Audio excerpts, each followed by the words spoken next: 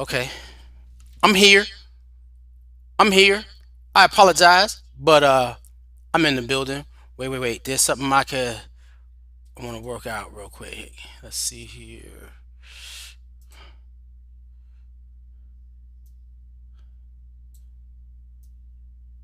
There we go. Okay. All right. More technical setup, development, difficulty, all that other good stuff. How you doing? I am the African, and this is the African Speaks, and our focus is the rise of the African, the social media Pan African movement. We are looking into having our Garvey experience in our time today. Can I say it again? A Garvey experience in our moment today. Asasa. And if you don't know what Asasa is, it means now. And I wish you'd come to the African spirituality class. You would understand that. But we welcome you. Hopefully, everybody's Black history is on its way, and you're experiencing new revelations of what we have gone through and what we have overcome in this community, or this country rather, and part of the diaspora. And so we know that Black history is starts January 1st and ends December 31st. Let's say that again. Black history for us starts January 1st and ends December 31st. So everything that you get around us is about the praise of all the accomplishments of those who have gone before, living a life with the awareness that we are connected to those sacrifices and the things that they went through, and the fact that we are building on the world for those who will come after us. It will be selfish of us to become completely individualistic where we do not think about the generations coming after. Okay, and so we're here always to celebrate our sheroes and our heroes. We're here to celebrate our sheroes and our heroes. The struggle that we went through to get us here to the point where, yeah, I can sit online with the freedom of speech. Ain't that something? Because before we weren't even allowed to speak, let alone speak our mind. We could only speak when we were told to speak. That's a whole different story. You know what I'm saying? But I would like to say, because I'm able to do the things I do, say the things I say, teach the things I teach, study the things I study, I know what it means to say the phrase, I am Black history.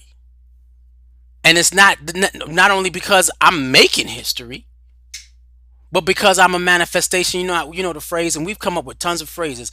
I am Black history. And name someone another phrase. Melanin magic. Melanin popping. Everything that it comes to where we talk about our greatness, but it's not our greatness separate from anything that. Again, we're not trying to separate our individual greatness, the greatness of our individuality. Let's say it that way. The greatness of our individuality separate from the things that they did. No, because there is no way that I get me without them, especially in this context in which we live in. And so here is a scenario. Last week I've been talking about last week's conversation for a minute from a lot of different people, and it's been populating. When we talked about the rise of the African, you have to earn your oxygen. And this is black hit, and this particular topic hit me so hard in terms of us earning our oxygen. So when you're looking at the history of Black people, and you're looking at what they accomplished with the time that they had on this earth, and what the amount of the struggle that they have been through. Now I'm gonna let y'all know I got a graphic video that I produced some time ago, and so parents, yeah, let your kids know that it's gonna be heavy, not too heavy, but heavy. But what it deals with is the fact that we want to see the journey. Sometimes we don't get a chance to see the journey, where we got to understand what we went through as a people to get to that point where we understand we got to earn our oxygen. And that meaning, and wait, I sat down and said, when I first put it together for advertisement purposes, I saw this particular uh image, and so I put it together: earning your oxygen, meditating, breathing, come in contact with God, come in contact with the ancestors, right? Come in contact with your spiritual, your higher self. Earning your oxygen, finding the deeper meaning of the why I am, because we all have a purpose. And then when I was diving into this conversation, I switched it to this one. When we came on, I said I might advertise it with that one. I didn't get a chance to advertise it with this one. Rise of the African, earn your oxygen. Why? Because we live in a toxic society. And if you can see the guy pulling back the reality, we live in a toxic society. However, we're trying to earn the right to be able to interact in a world where we do not have to deal with systematic racism, operant condition, second class citizenship, and the argument over and it, we'll talk about it. I think I still have it up. Is it here? Let me see. Nope, that might have been in African the Keeperland Inspirational Sunday a couple of weeks ago, where we discussed civil rights, and I thought that was in here. Civil rights versus human rights. That was a whole different conversation. Civil rights versus human rights. Yeah, that was in a Keeperland Inspirational Sunday. And so hopefully y'all will come back and take a look at Keeperland Inspirational Sunday. So now the conflict I had with this about earning your oxygen was coming and again, so well, let me say this. This is a topic that is still under construction. There's no flyer for it. I'm still toiling, meditating, and how to put this together so that one, it might have to go in stages and phases. The generational obligation, if you look at the title, if you're watching it on YouTube, Facebook, however you see it,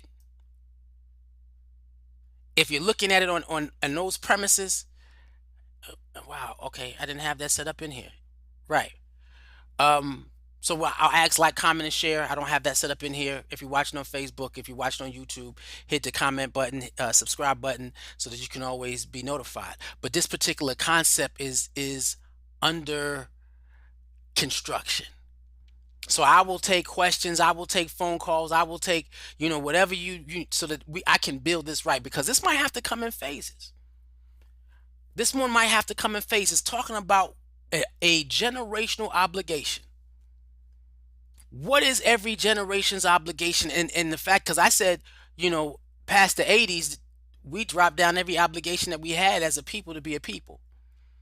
And any time before then, you can experience something within a generation where you can see the purpose of that generation.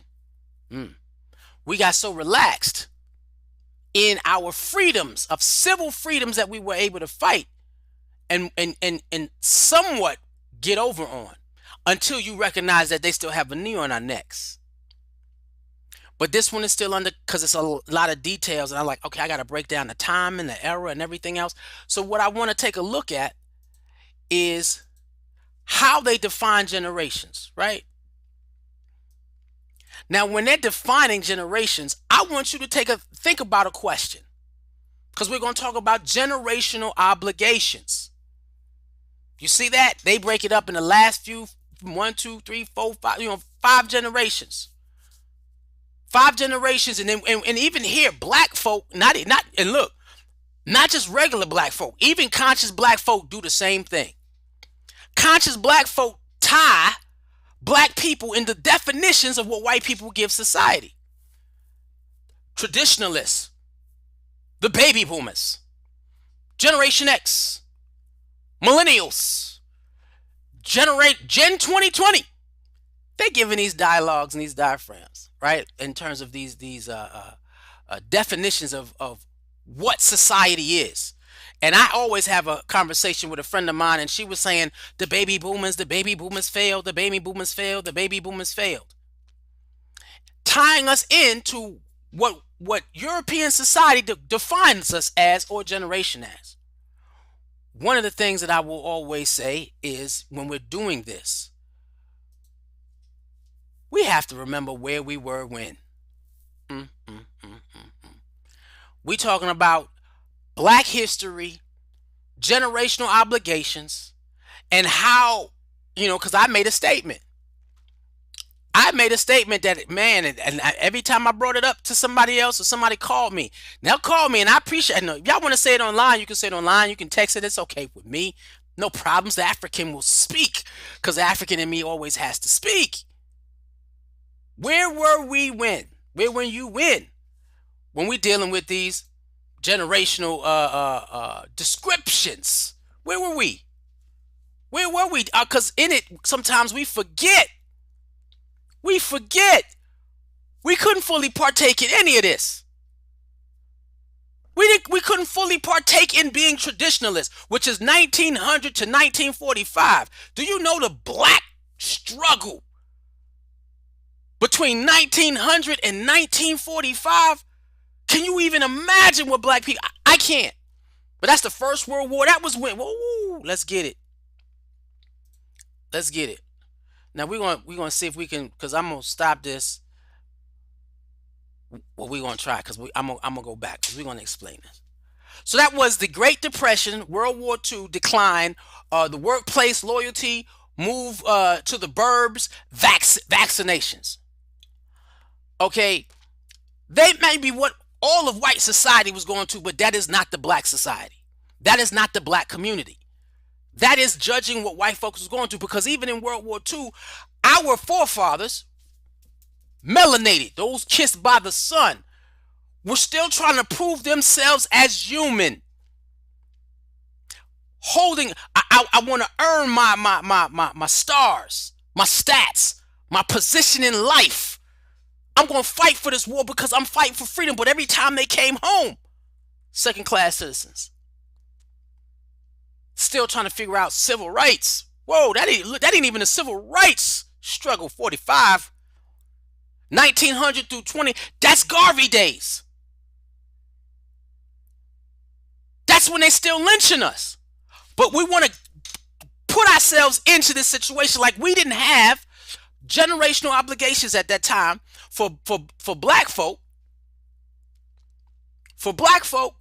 to be and do everything that they needed to be and do so that they can get a fair shake at life in on this soil.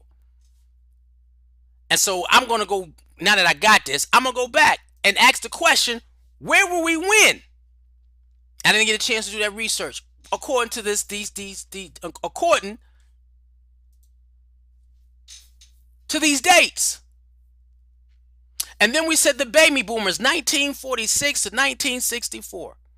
And I was told that the baby boomers messed everybody up.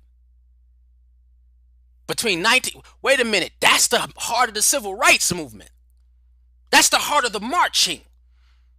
That's the heart of and understand civil rights. And if you understand the difference between civil rights and human rights, meaning that the government is in control of what they call civil. Ooh. Martin Luther King was fighting for civil rights.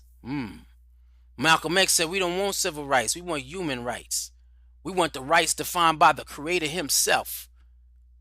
The right to define ourselves from every sense of the way. But the civil rights movement was, can we at least get the government to give us a fair shake as citizens in this country, according to your constitution? If we don't deal with nothing biblically, right? If you don't put God in it, we need civil rights. But even today, we have to be careful of what the type of laws they're trying to pull back and take away from us. So when we're worried about what laws are put in place and what laws are not put in place,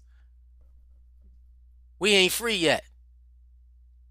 Anytime that you have to sit down and hold your breath for the legal system to do right by a child running down the street being gunned down by white folks in a pickup truck, we didn't get to human rights yet. We still struggling to help them understand what civil rights are. Come on. But in 1964, that's what they were marching and getting beaten in the head for. Now, see this, because I'm gonna drop this video in a little bit. Then you got Generation X.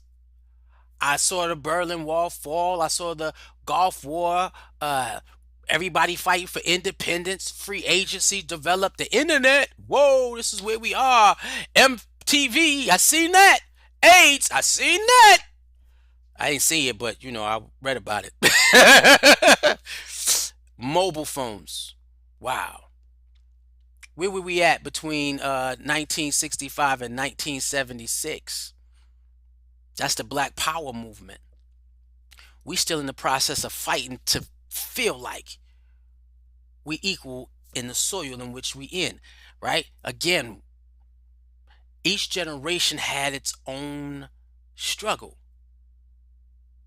right? So if you're born in 1965 through 1976, you Gen X, right? That's my generation.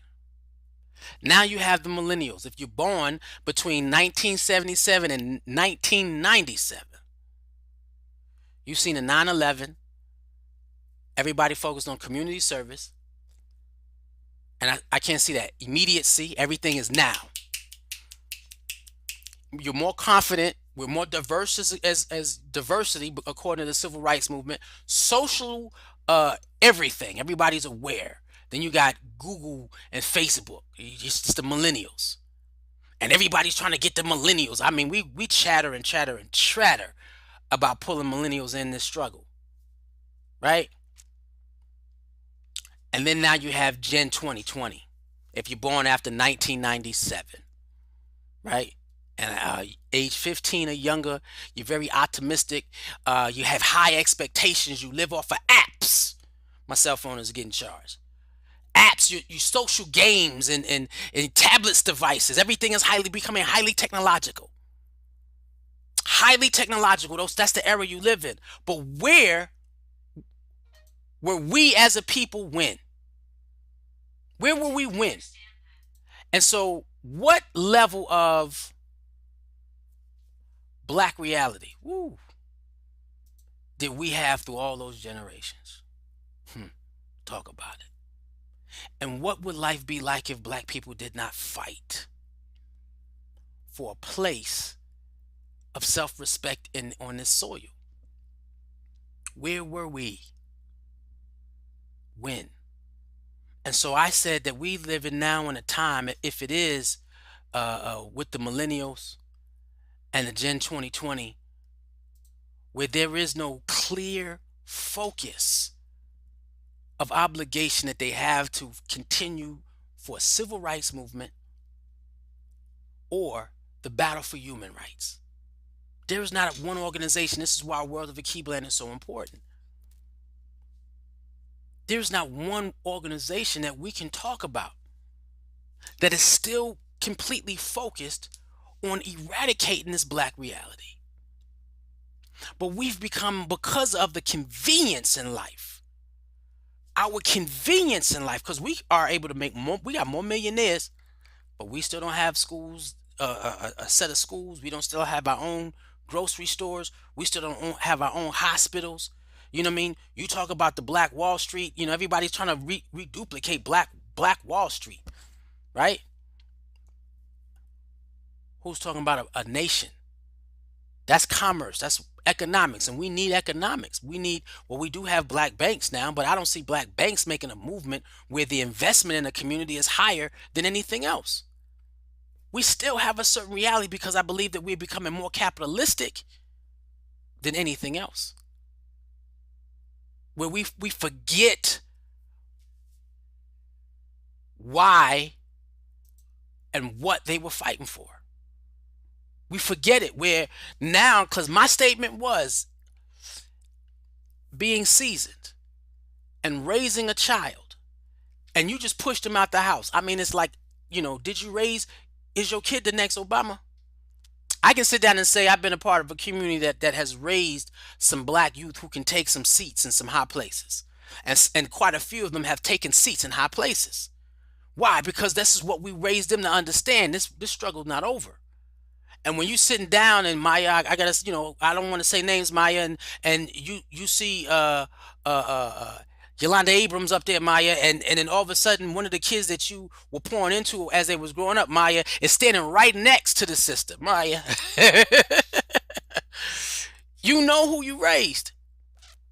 And so that's a part of, look, we need you to tap into the community and be that fighter that is always going to remember why we are here as black people and what we're having to do. We're kingdom building all across.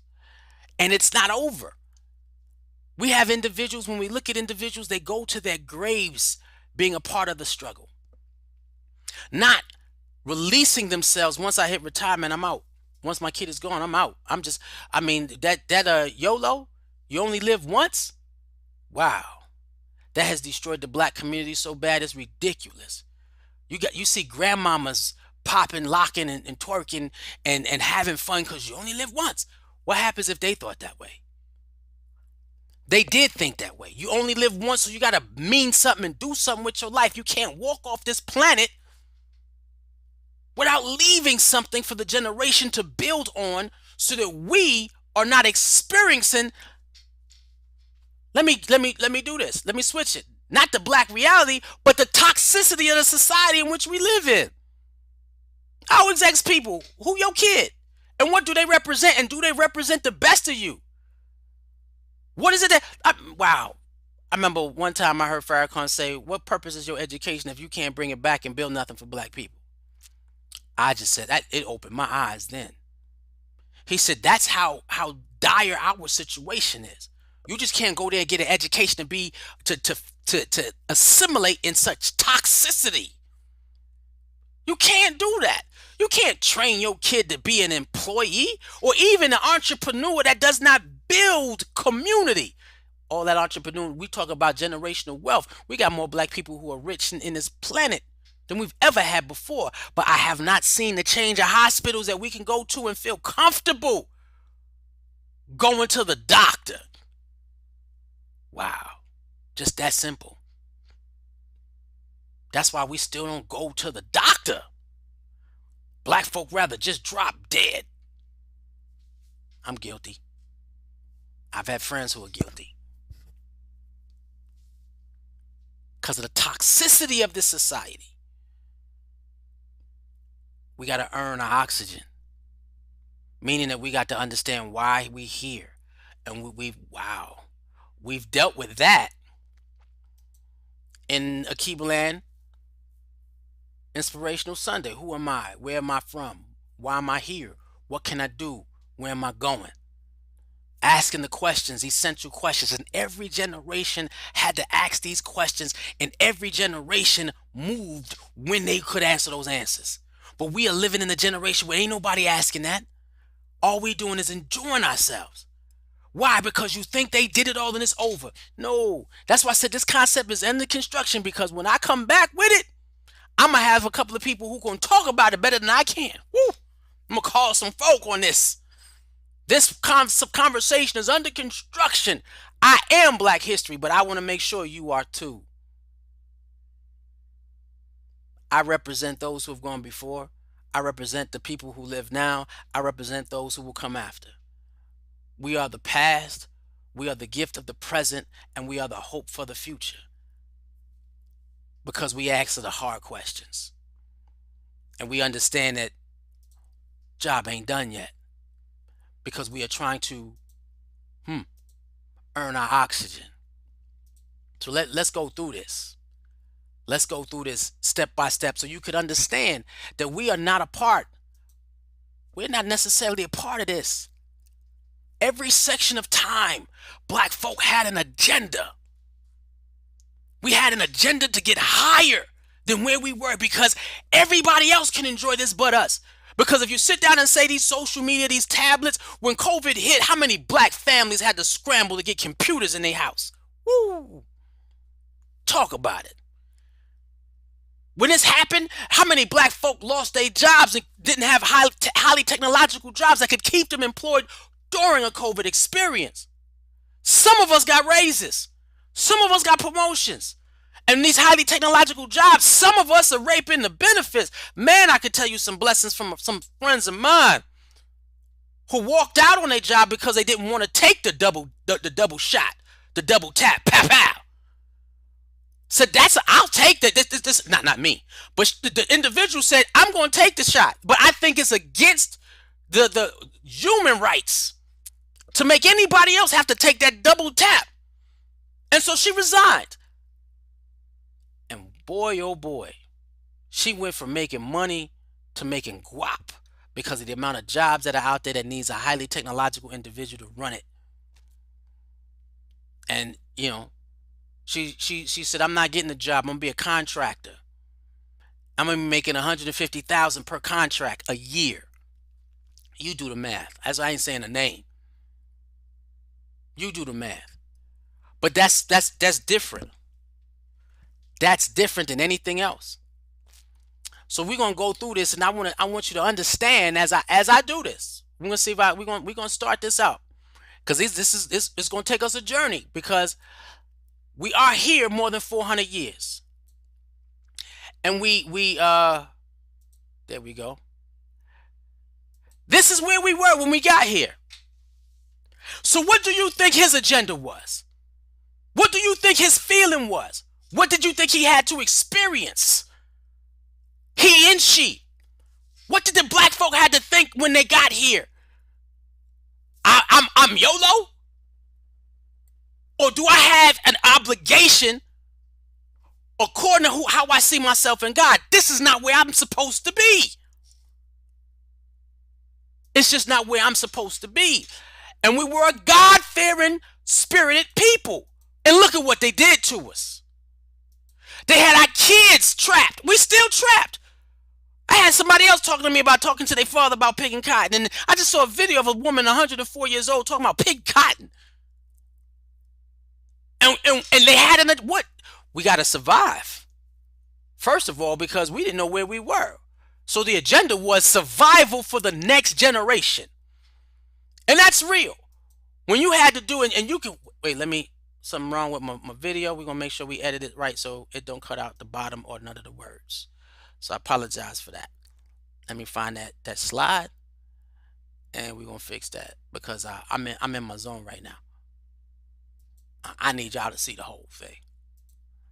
I need you to see the whole thing. And this was created for the Quadcentennial. This was created for them. Let me see. There we go. There we go. That's what we need. Now, you know Harriet. You seen Harriet. Was Harriet about YOLO? When Harriet got to wait, and then when she got out off the plantation, and then she got to the where she could be free, what did she say? What was on her agenda? Freedom, abolitionist. There was a struggle. Generational obligation. Why? Because the generation before her survived to the point where she was able to sit down and say, oh, there's land that we can exist in. So when she got to freedom, did she stay there? Did she stay there? Or did she go back 200 and some odd times? Or, man, 1,000 miles. I can't, man, please. I got somebody, I ride a bike 30 miles from here. You talking about, and I'm like, whoo, I got to stop, get a break. You talking about walking from Georgia to New York. Some of them went from the South all the way to Canada. Why? Because it was a mission. They were obligated to do more in their life. Not to just settle. So where was oh man. And then we talking about the war. We're going to fight for our freedom. Why? Because we deserve the same opportunities that anybody else does. We were in the fight, and our people kept on fighting. So how do we get to a point where we have generations that are now don't even know that we in a fight? We knew. I did this 2 years ago, and it had music and sound and everything, right? But I put the silent version on it. We knew we were more. So how do we get to this point where we're celebrating everything? I am Black History, but when I look at that word, I said we got to earn our oxygen the same way they did. We got to earn the right to breathe the same way they did. We got to be able to say we more than what we have now. TikTok is making you think you making money off of TikTok? Imagine what, and TikTok is from China. Imagine what they're making off of you. We need a bunch of kids. The purpose of the world of Akiba so that we can have a bunch of kids who can code and create a cyber world for Black people. Why? Because we are more. Even to this point, my civil rights is not enough for me to leave my daughter. I need her to break through into human rights, so I'm going to do what I can because I'm earning my oxygen. What are you doing?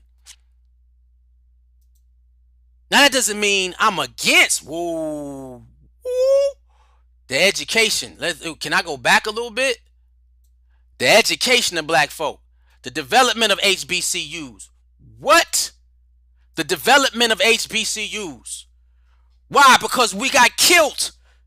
If you stood next to a white boy and you was 5, the little boy was 5, and they drew a letter A, and you expecting the black child not to see and say the same thing that the white child's saying, and you teaching them the ABCs, and the black child, who is the playmate of the slave master, is learning. Why? Because we have the same, man. It's in the brain. It's gonna happen. The minute you sit down and show somebody you can read, you were dead. So what was the struggle then? But to educate our own. We've always had generational obligations. I might not need to do this. Woo. This is powerful right here. This is off the cuff. I said I was under construction with this concept, but this is pulling it out of me. We always had generational obligations to those who have gone before. Education. Woo. There we go. Increased the African genius within. I never went through this. When I sat down and I built this, it was for COVID. Not for, sorry, for COVID. It was for Quad Centennial. And I was commissioned to build a web. I was commissioned to do so much that no disrespect, I never got respect for it. Right. But it was okay because it allowed me to connect to what was, and it helped develop the African.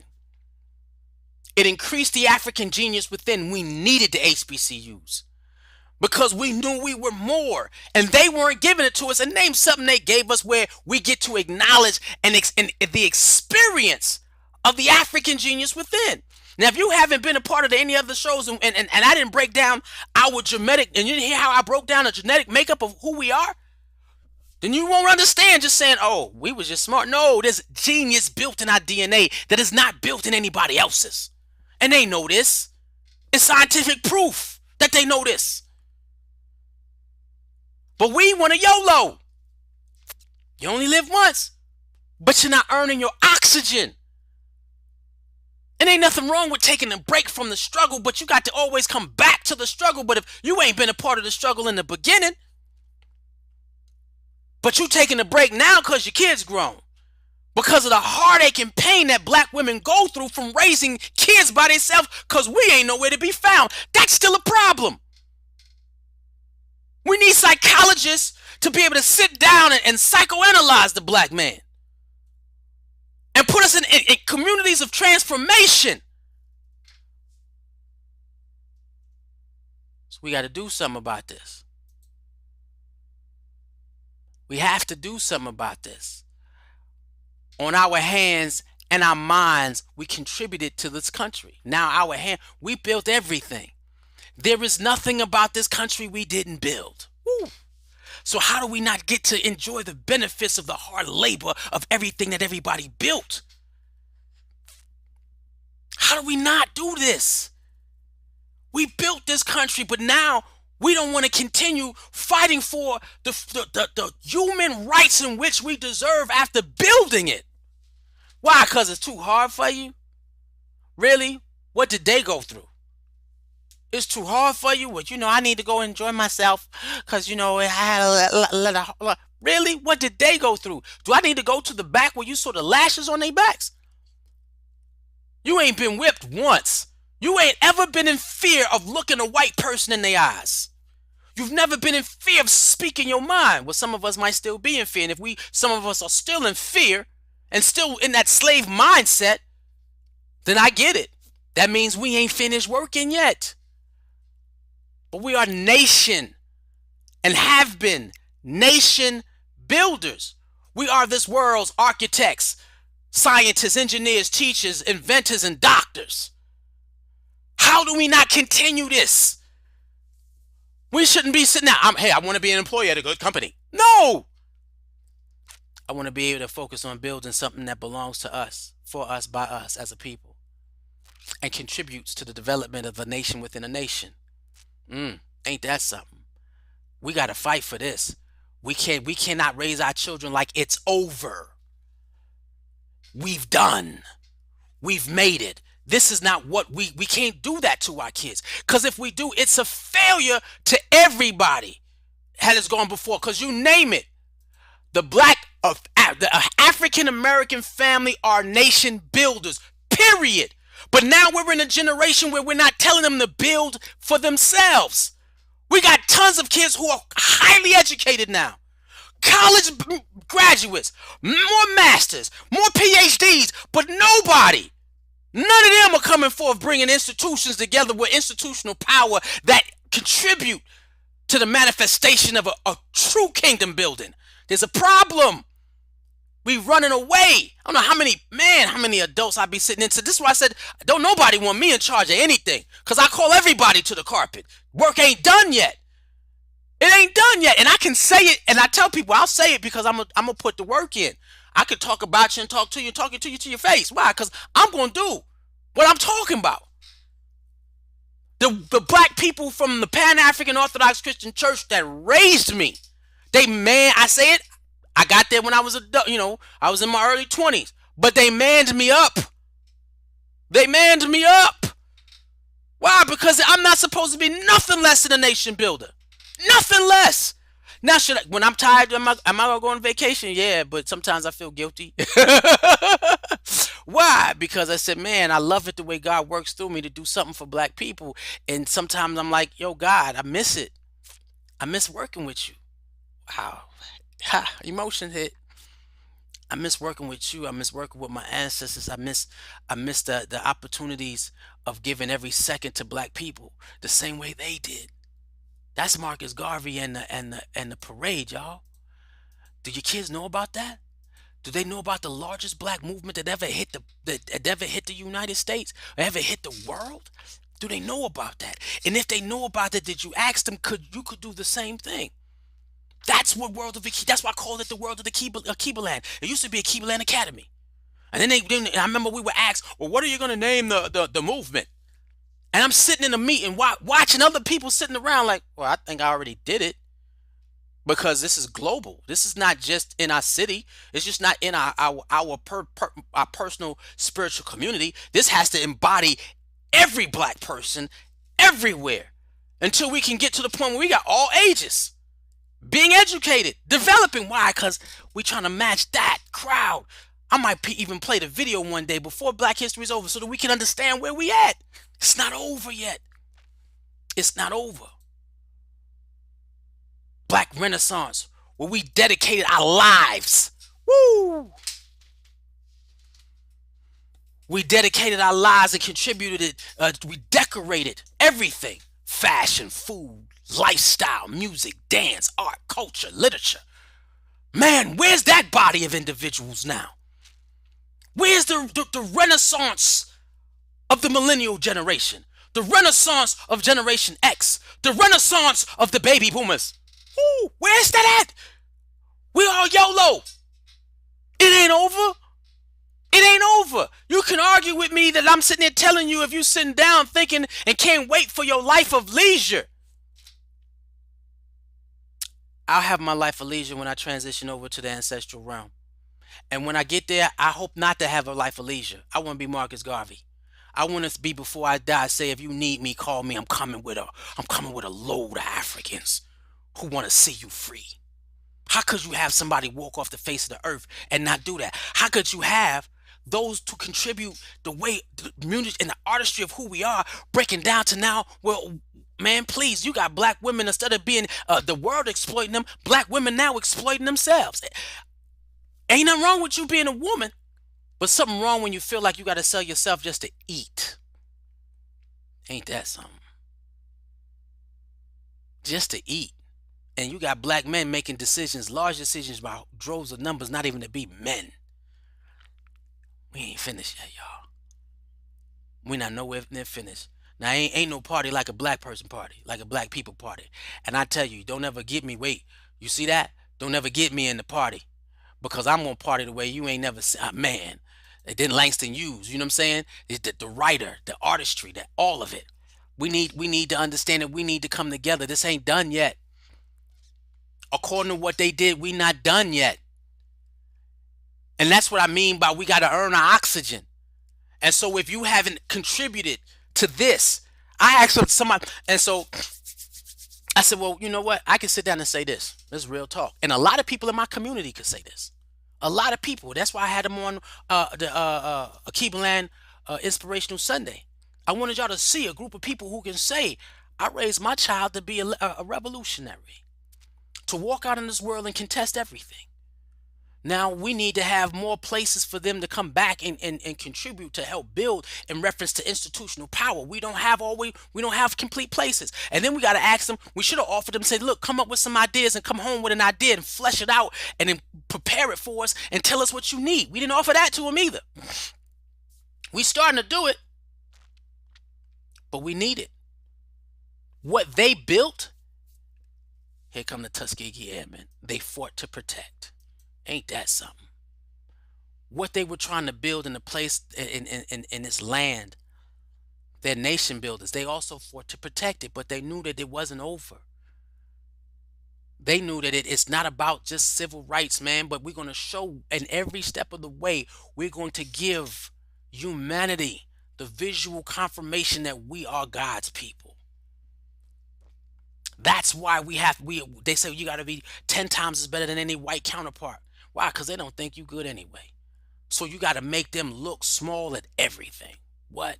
This is why, and people don't understand. This is why I bust my butt to make sure that my presentations are straight to the art. Why? Because I need you to see what black excellence look like. I see how people are streaming. Now, when I put together this other live stream, woo, that's coming, it's gonna be, man. I shared it with somebody else, and we working it out as World of Akibaland. We pulling together everything we can to show what we should be and to bring about the spirit. Now this is woo. I don't know. Well, see the brother at wait. Let me see the brother down there at the bottom. That's Jermoja baby Ajiman. I don't want to cry because sometimes I tap on I go to my ancestral altar. I call my mother forward and I said, Ma, I need you to do me a favor. Can you please go get Jermoja baby Ajiman? So those who are listening, who understand who he is, and if you don't, look up Reverend Albie B. Cleage and what he did. That's my influence. He inhaled and he didn't exhale until he passed away. He earned his oxygen. Martin Luther King earned his oxygen according to what he was called to do. And I'm trying to earn my oxygen, and I'm sitting there saying, we can't stop. It ain't over yet. Jermoja baby Ajiman during the 60s, even earlier, 57, 1957, I believe it was. Y'all correct me if I'm right. Correct me if I'm wrong, rather. 1957 might be earlier than that, for 1954, 57, around that time. Forgive me. He said black people need a nation inside a nation. No one else was talking about that. We're not leaving what we built, but we can build institutional power that serves us. And now we have the largest black-owned farm on the planet that could help feed, clothe, and house black people everywhere. We're still trying to develop it, but we got it because of that vision in 1950s. And I don't know how old she is now, but I met the 19-year-old he sent to Atlanta back in the early 70s to build the church we have here. And she said, I need to create a diagram for people to see what it looks like for us to own 5,000 acres and have a haven built on it. And I can tell you, I traveled around the globe raising money for it. It ain't over yet. We have generations and generations of kids who don't necessarily like the direction we shifted into, but they haven't expressed their level of imagination or what they want to see, and then realize that we live in an era, and I'm gonna save that because I'm gonna do a whole sermon about that one. We live in a different era where we have the opportunity that they didn't, freedoms that they didn't, economic accesses that they didn't. So how is it over? You know, and I'm sitting on him because without him, I wouldn't be here. I'd be YOLOing it. God forbid. Maybe God would have did something else through me. Right. The vision of divinely inspired leadership. Woo! Through the division of but we galvanized us towards a greater sense of self. Look at this. Come on. Come on, because we knew we were more. And how is it over? Because once we got to our freedoms, there's no more struggle. Tell Trayvon Martin like that. Tell those who died. It ain't over yet, y'all. Ain't no YOLOing. I talk to people and people who are conscious, and the first thing I ask them is, what organization are you a part of that you continue to you contribute to that helps fight those issues in the world that you believe in? And they don't have not one. They don't have not one. And so, World of Akiba and African Speaks seeks to be something for that you can sink your teeth into, because we need a younger generation that understands that it ain't over. It ain't over yet, and we can't give up. We can't YOLO. Now, wow, Malcolm X didn't get a chance to see the world that he was fighting for. He got assassinated. Muhammad Ali kept fighting until he got Parkinson's, and there's very little that he could do, but he did whatever he could allow his Parkinson's would allow him to do. The symbol of what Ali is, the symbol of what Malcolm X is. We can't all be Ali and we can't all be Malcolm, but we can be who God called us to be in that journey. Man, I look at them and I'm grateful. Ha! People ask me in my community, how do you do what you do? And I said, how do you don't? It's easy for me to say it. I don't know how people are not sacrificing time, spirit, mind, body, and spirit to God to get where we need to be. Because when we galvanize from inspired leadership, we realize we can accomplish more. Come on. And as we begin to accomplish, trust me, it's not over. We had the black, woo, let's stop.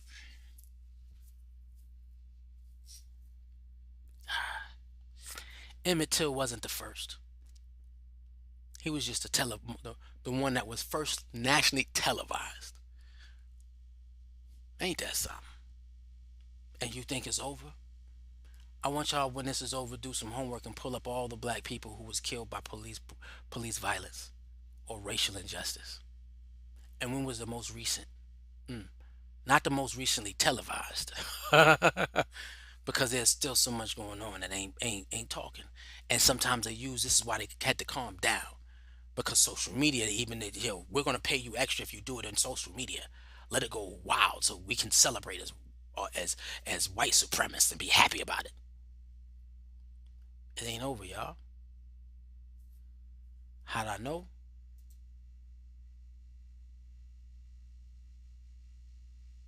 Now this is because through our blood, sweat, and tears, ooh, and I know y'all remember you talking about riots, Million Man March. So you think it's over? No, our legacy has to be passing down this struggle, because we ain't it ain't over until we all reap the benefits. Look at it. Now, I ain't a Black Lives Matter fan. I'm not. It's what they came up with, but if you look in the news and see how corrupt the higher ups are, which sucks in terms of these finances and what they're doing with it. This is why the struggle has to be a foundation has a spiritual foundation. Yeah, I believe that World of Akiba can be one of the richest youth organizations on the planet, and that no kid will go hungry if all black people can contribute. Man, you give me 3 million people, and I'm asking 3 million people to donate $1. 3 million, $1 every month,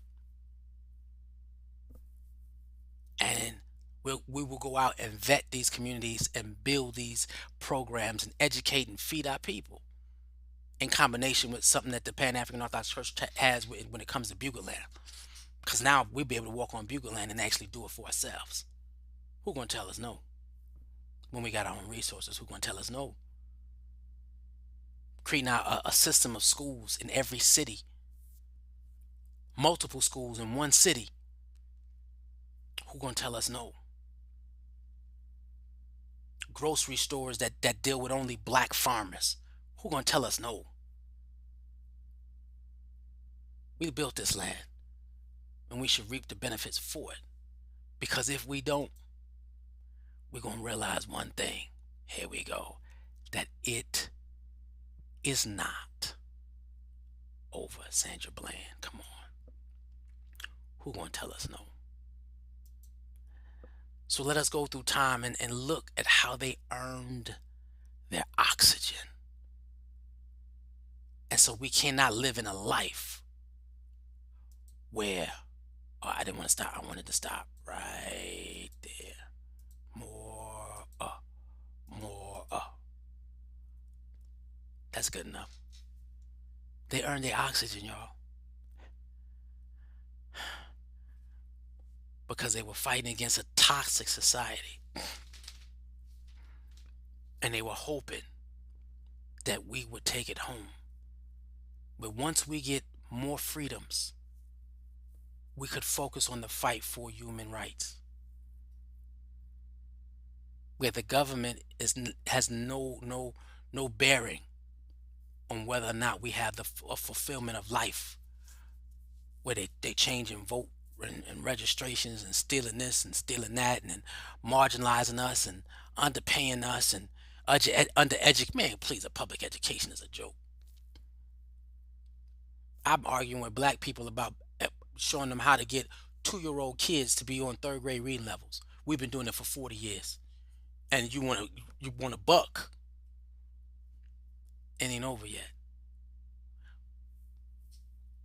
We have to earn our oxygen and understand that there's a purpose to the breath of life, especially for black people. And we cannot stop fighting until all of us can experience the fullness of life. Just this image alone means a lot.